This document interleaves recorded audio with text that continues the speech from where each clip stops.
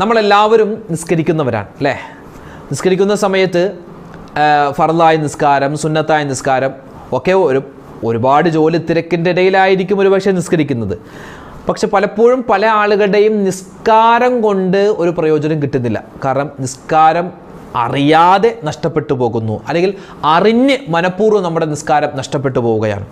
ഇന്ന് നമ്മൾ സംസാരിക്കുന്നത് അറിഞ്ഞ് ചെയ്താലും അറിയാതെ ചെയ്താലും നിസ്കാരം ബാത്തിലായി പോകുന്ന ചില കാര്യങ്ങളാണ്.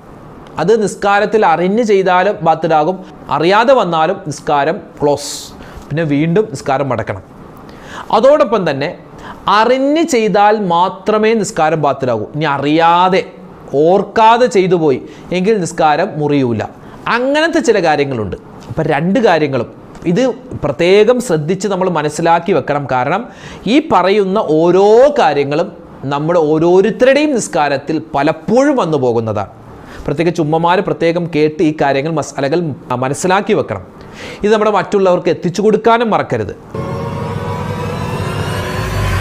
പലരും പറയുന്നു, ഉസ്താദേ നിസ്കരിക്കാൻ നിന്നാൽ പിന്നെ പല ചിന്തയാണ്, എന്താണ് ചെയ്യേണ്ടതെന്നറിയില്ല. നിസ്കാരത്തിൽ പല പല ചിന്തകൾ വരുന്നുണ്ടോ? നിസ്കാരത്തിൽ ആ ഒരു കോൺഫിഡൻസ് കിട്ടുന്നില്ലേ? അല്ലേ? ഇൻഷാ അല്ലാഹ് അത് കിട്ടാൻ വേണ്ടി രണ്ട് കാര്യം പറയാം. രണ്ട് കാര്യം ഇനി മുതൽ ശ്രദ്ധിച്ച് നിസ്കരിച്ചോ, നിസ്കാരത്തിൽ മറ്റ് ചിന്തകൾ മാറി നമുക്ക് ഏകാഗ്രത ഉണ്ടാകും. അള്ളാഹു തൗഫീക്ക് തരുമാറാവട്ടെ. അപ്പോൾ ഈ കാര്യങ്ങൾ പ്രത്യേകം ശ്രദ്ധിക്കുക. ഇത് മറ്റുള്ളവർക്ക് എത്തിച്ചു കൊടുക്കാൻ മറക്കരുത്. വീഡിയോ അവസാനം വരെ കാണാൻ വിട്ടുപോകരുത്. അള്ളാഹു നമ്മളെ അനുഗ്രഹിക്കട്ടെ. ആമീൻ.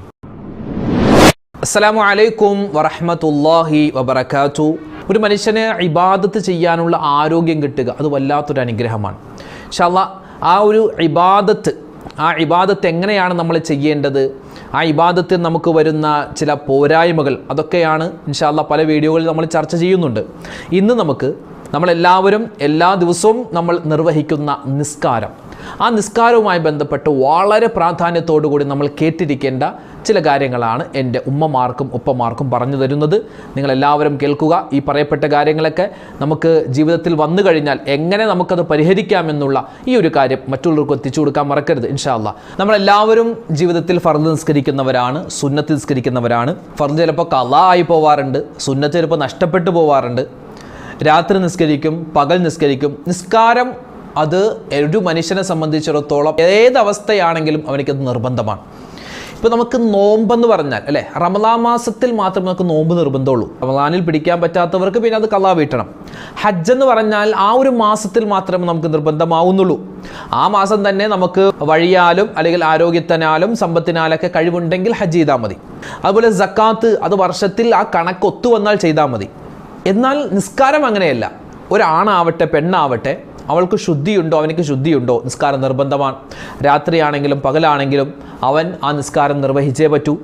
അവൻ രോഗിയാണെങ്കിൽ ഒന്നിനും പറ്റാതെ തളർന്നു കിടക്കുകയാണ് എങ്കിലും അവനിക്ക് ബോധമുണ്ടോ, അവൻ നിസ്കരിക്കണം. അത്രമാത്രം ഗൗരവമാണ് നിസ്കാരത്തിനുള്ളത്. ഇൻഷാ അല്ലാഹ് നിസ്കാരത്തിൻ്റെ ഗൗരവം എത്രമാത്രമുണ്ട് എന്ന് നമുക്ക് മറ്റൊരു വീഡിയോയിൽ ഇൻഷാ അല്ലാഹ് വിശദമായി പറയാം. നബി സല്ലല്ലാഹു അലൈഹി വസല്ലമ തങ്ങൾ ഒരു സ്വഹാബിയുമായിട്ട് അബൂ ദർ റളിയല്ലാഹു അൻഹു അവർ രണ്ടുപേരും ഇങ്ങനെ പോകുമ്പോൾ നബി തങ്ങളൊരു വലിയൊരു വൃക്ഷം കണ്ടു, ഒരു മരം.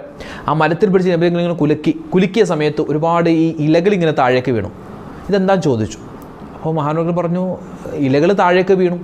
ആ സമയത്ത് നബി തങ്ങൾ പറഞ്ഞത്, അബൂ ദർറെ, ഇതുപോലെ ഈ ഇലകൾ വീഴുന്നത് പോലെയാണ് ഫതഹാഫത്തു അൻഹു ദുനൂബു.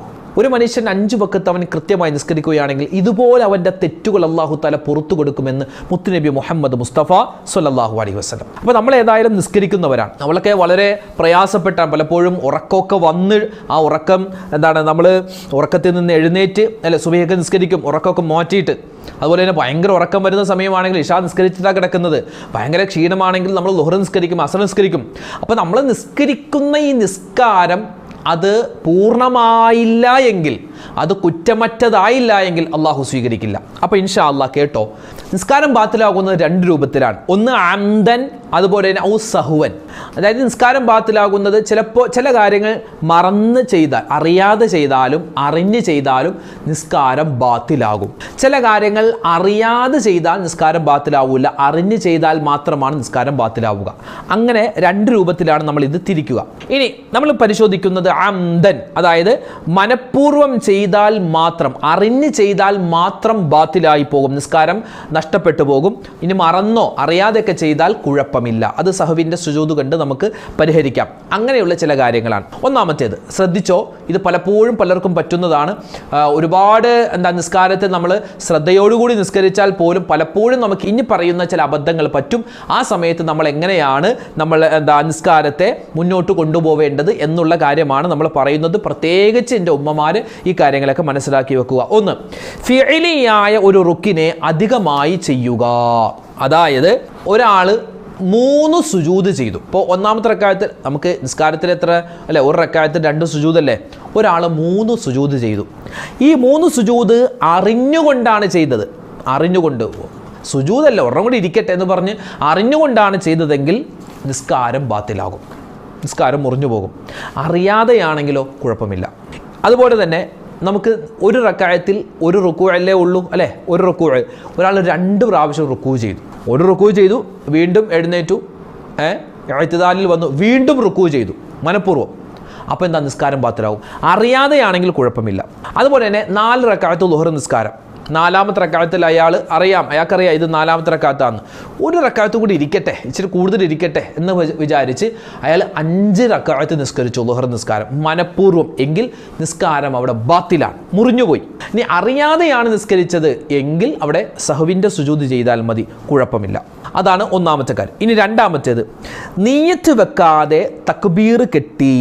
ഇപ്പോൾ ഒരാൾ പള്ളിയിലേക്ക് ഓടി വരികയാണ്, പള്ളിയിലേക്ക് വരുന്ന സമയത്ത് അവസാനത്തെ റക്അത്തിൽ ഇമാം ഇരിക്കുകയാണ്, ഇമാം ജമാഅത്ത് നടക്കുന്നു, അവസാനത്തെ റക്അത്തിൽ ഇയാൾ ഓടിപ്പിടച്ചു വന്ന് പള്ളിയിലേക്ക് വന്ന് അല്ലാഹു അക്ബർ കൈകെട്ടി, നിയ്യത്ത് വെക്കാൻ മറന്നു, അറിയാതെ മറന്നുപോയി. അയാൾ അല്ലാഹു അക്ബർ നേരെ കൈകെട്ടി നേരെ അത്തഹിയ്യാത്തിൽ പോയി ഇമാമിൻ്റെ കൂടൊപ്പം അയാൾ തുടർന്നു. ഇയാൾ നിയ്യത്ത് വെക്കാൻ മറന്നുപോയി. അത് മനഃപൂർവ്വമാണെങ്കിൽ മനഃപൂർവ്വം, ഇനി നിയ്യത്തൊക്കെ വെച്ച് വരുമ്പോൾ ഇമാമ് സലാം വീട്ടും, അതുകൊണ്ട് നിയ്യത്തൊന്നും വേണ്ട, അങ്ങനെയാണെങ്കിൽ നിസ്കാരം ബാത്തിലാകും. ഇനി അറിയാതെയാണെങ്കിൽ കുഴപ്പമില്ല. അത് രണ്ടാമത്തെ കാര്യം.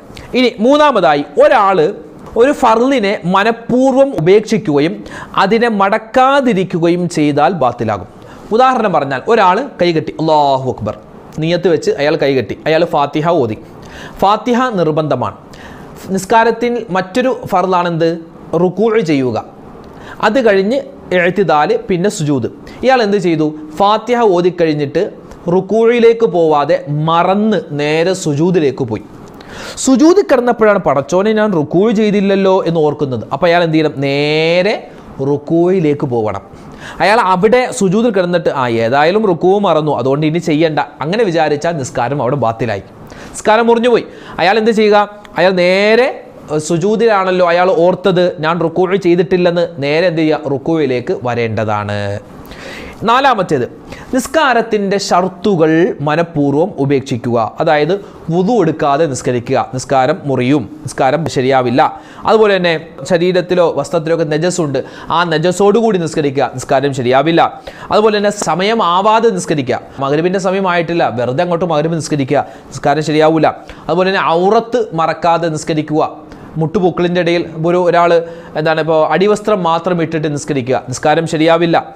ഇപ്പോൾ ഇനി ഒരാൾ പലപ്പോഴും പല ആളുകളും ചോദിക്കാറുണ്ട്, ഉസ്താദ് നമ്മളിപ്പോൾ മുണ്ടെടുത്ത് നിസ്കരിക്കുന്ന സമയത്ത് ചിലപ്പോൾ ഫാനിൻ്റെ കാറ്റോ അല്ലെങ്കിൽ ജനലിൽ കൂടി കാറ്റ് വരുമ്പോൾ ചിലപ്പോൾ മുണ്ടിങ്ങനെ പറന്ന് അയാളുടെ തുട ഔറത്താണല്ലോ, അത് വെളിവായി, ഒരു പുരുഷൻ്റെ തുട വെളിവായാൽ അത് നിസ്കാരം ബാത്തിലാക്കുമോ? അത് നിസ്കാരം ബാത്തിലാക്കില്ല. കാരണം എന്താണ്, മനഃപൂർവ്വമല്ല, അത് നമ്മുടെ പ്രവൃത്തി കൊണ്ടല്ല, അതൊരു ഖാരിജിയായ, അതായത് കാറ്റ് വന്ന് നമ്മുടെ ഔറത്ത് വെളിവായത്, അതുകൊണ്ട് നിസ്കാരം ബാത്തിലാവില്ല.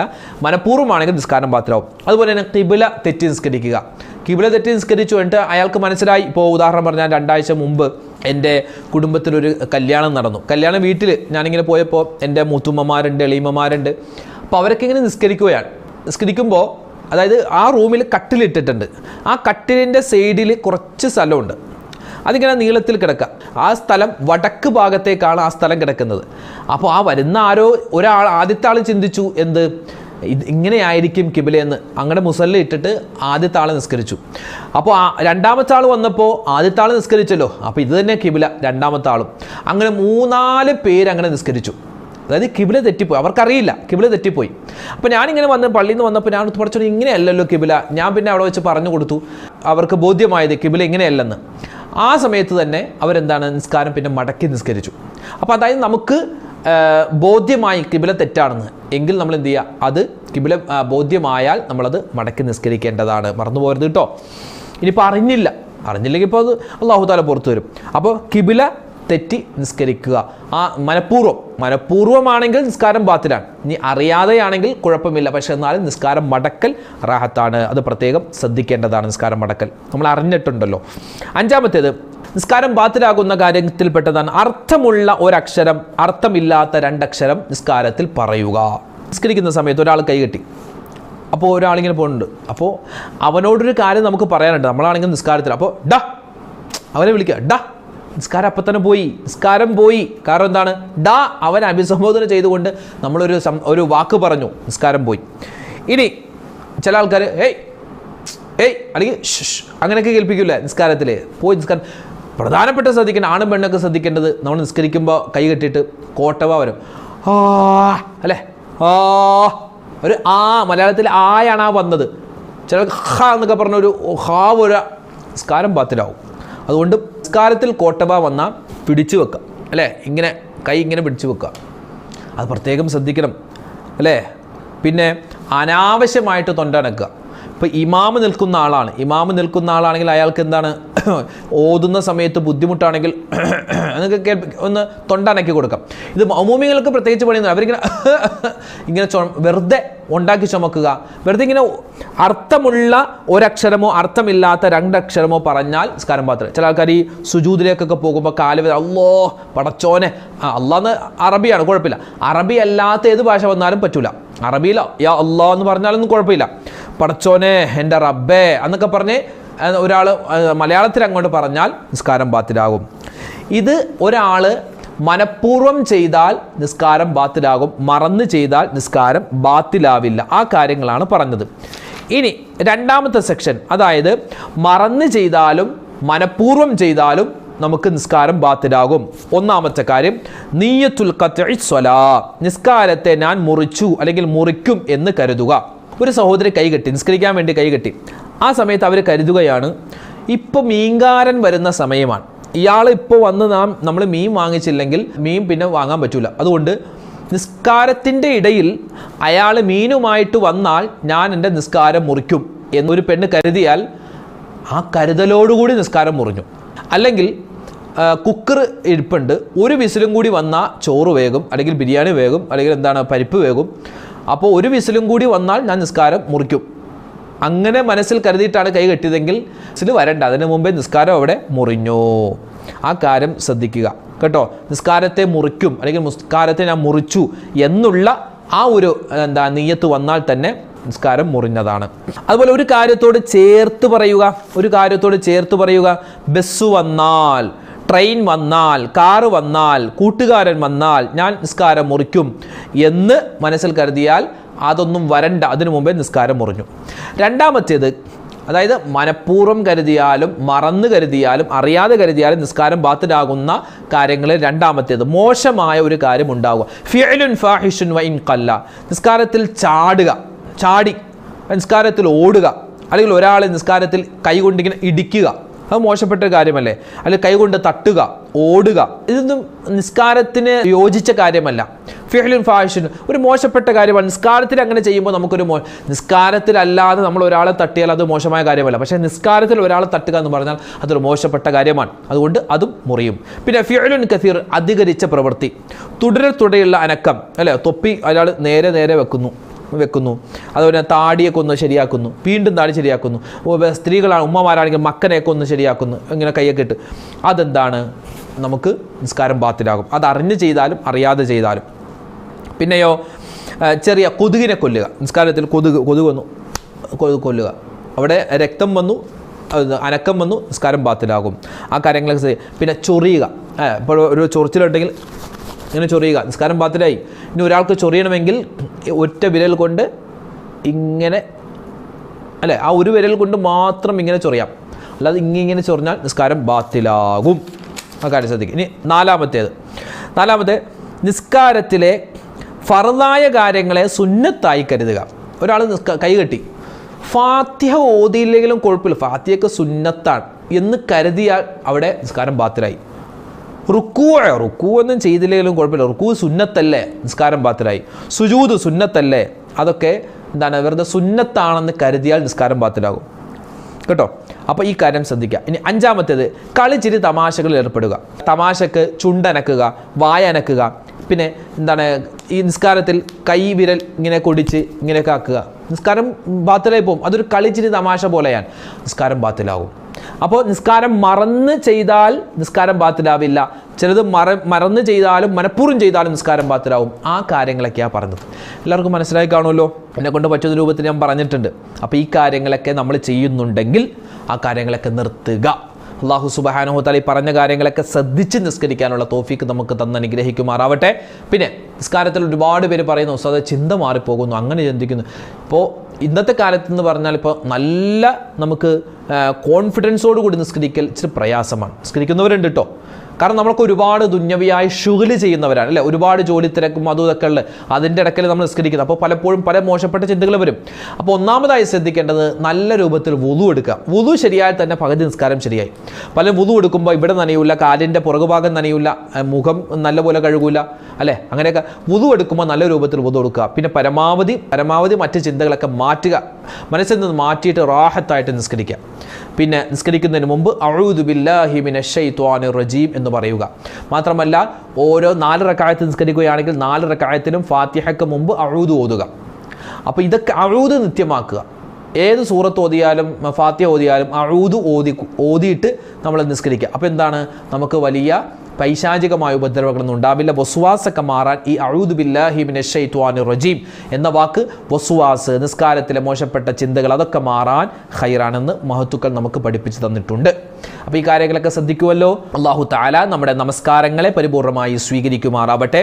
എല്ലാവിധ ഖൈറും ബറക്കത്തും നമ്മുടെ ജീവിതത്തിൽ അല്ലാഹു ഏറ്റി നൽകുമാറാവട്ടെ. എല്ലാ ബുദ്ധിമുട്ടും പ്രയാസങ്ങളും രോഗങ്ങളും അല്ലാഹു തആല മാറ്റി എല്ലാവിധ ഖൈറും സന്തോഷവും റാഹത്തും നൽകട്ടെ. ആമീൻ യാ റബ്ബൽ ആലമീൻ. അസ്സലാമു അലൈക്കും വറഹ്മത്തുള്ളാഹി വബറകാതുഹു.